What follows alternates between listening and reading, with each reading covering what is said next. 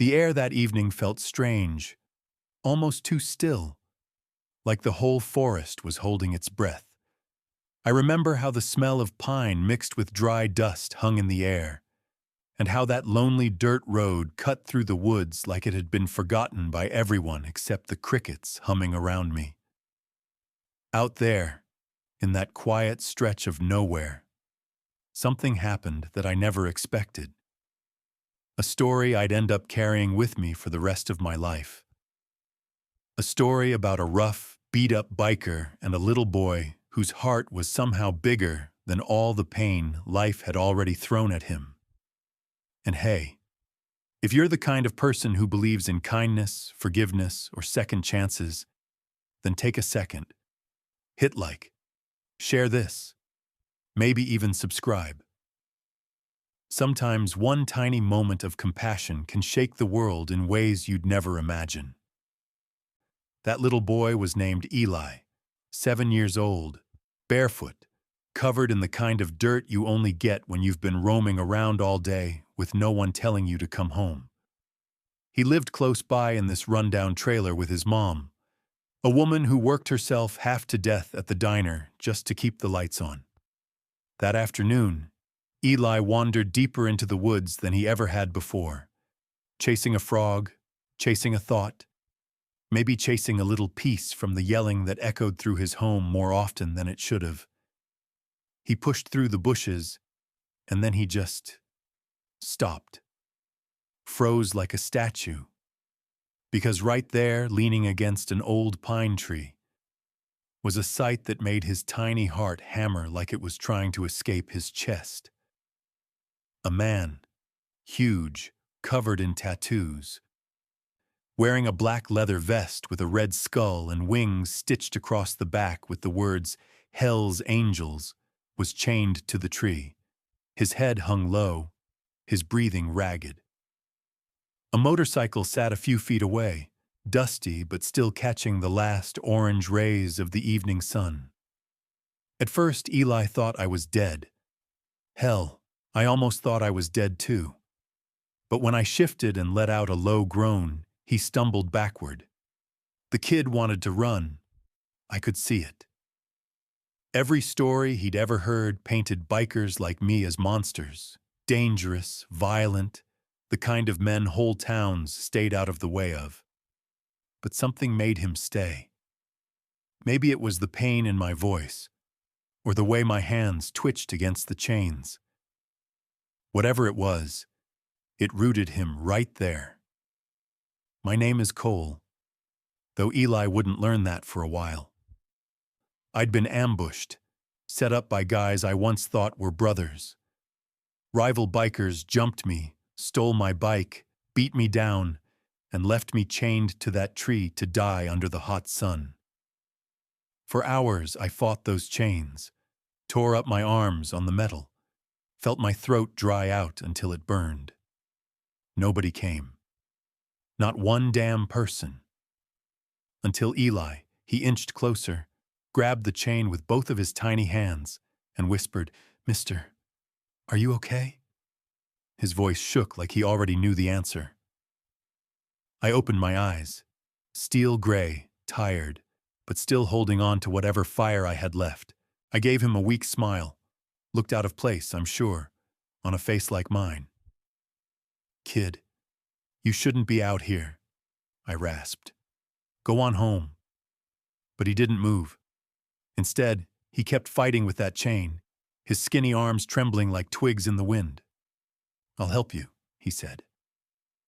And there was something stubborn in his tone, the kind of stubborn only a kid has, the kind that hasn't been beaten out of him by the world yet, the kind that thinks doing the right thing always matters. For almost an hour, Eli tried everything he could think of. He jammed a rock under the lock. He used sticks to pry at the links, his little hands turning red from the effort. When nothing worked, he took off running, barefoot, 2 whole miles back to his place and grabbed some old rusty hammer from his mom's toolbox. Then, he ran all the way back to me. By the time the chains finally snapped loose, The sun had dipped behind the treetops. I fell to the ground, too worn out to even lift myself. Eli didn't hesitate. He sprinted to a creek nearby, scooped water into his hands, spilled most of it, but kept trying, over and over, refusing to give up on me. He let that water drip over my cracked lips, and even though it wasn't much, to me it felt like someone had reached down and pulled me back from the edge. It tasted like mercy, like hope. A few hours passed, and then the sound of motorcycles started rumbling deep in the forest. That noise usually meant trouble, and I saw Eli's little body tense up. His heart must have jumped clear into his throat. But this time, it wasn't the men who hurt me. It was my own club. The Hells Angels were out there tearing through the back roads looking for me, angry, scared, and ready to burn the world down if that's what it took to find their leader. When they finally did find me, alive, unchained, and standing beside a kid who couldn't have weighed more than 100 pounds, soaking wet, they all froze. No talking, no jokes, no threats, just silence.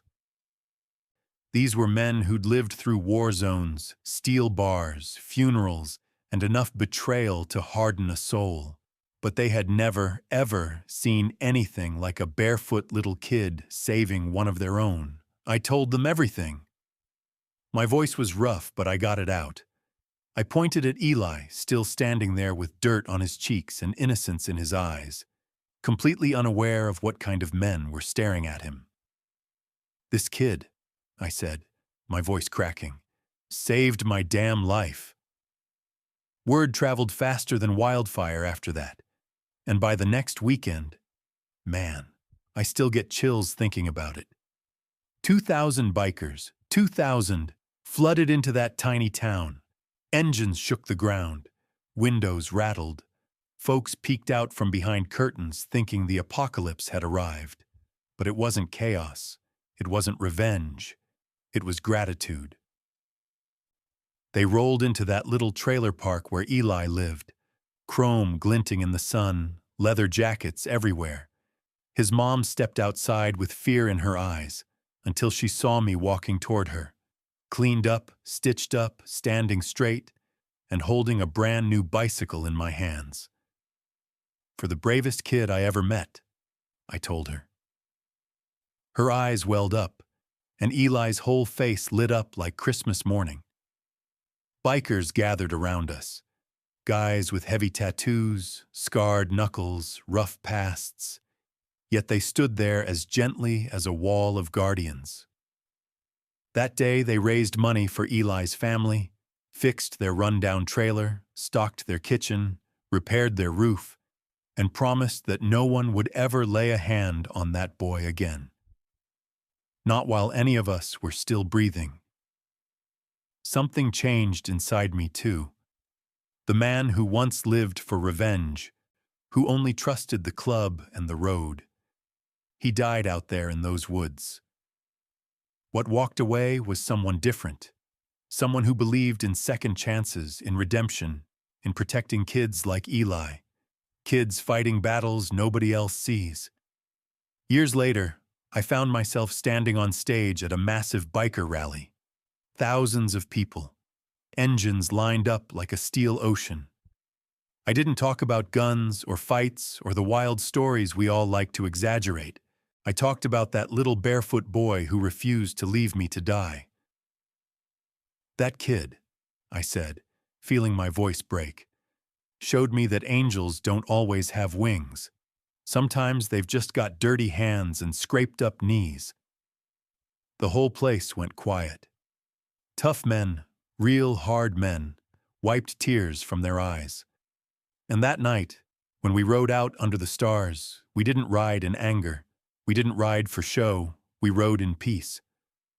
Our engines echoed one message out into the dark. Kindness is louder than anything.